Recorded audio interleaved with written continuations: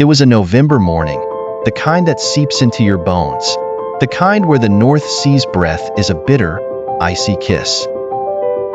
Lieutenant Jack Thorne stood on the bridge of HMS Valiant, his gaze fixed on the horizon, a white void where land should be. The fog was so thick it felt tangible, a wet, clinging blanket that muffled the world. This was the Channel, a graveyard for ships and men, and today, it felt particularly ominous.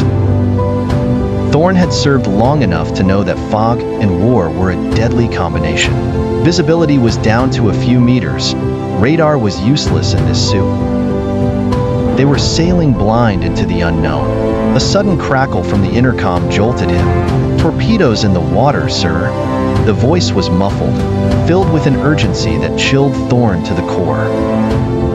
The order was instantaneous. Hard to port. The ship heeled sharply, a leviathan bucking against the waves. The deck tilted, men and equipment sliding with it. Thorne braced himself, his heart pounding a frantic rhythm. The world seemed to slow as they waited for the inevitable explosion.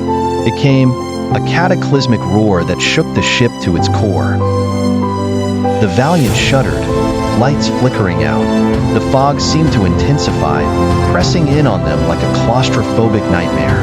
Damage control teams raced to contain the flooding, their shouts lost in the chaos. Thorne moved through the ship, a ghost in the darkness.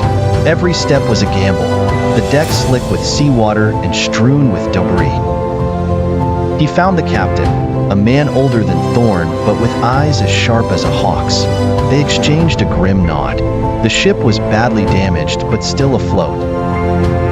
As dawn broke, the fog began to lift, revealing the extent of the damage. A large gash marred the Valiant's side, a stark testament to the torpedo's power.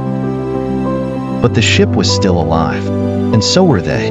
Thorne looked out at the survivors, a motley crew of sailors, their faces etched with fear and exhaustion. Yet, in their eyes, he saw something more, defiance.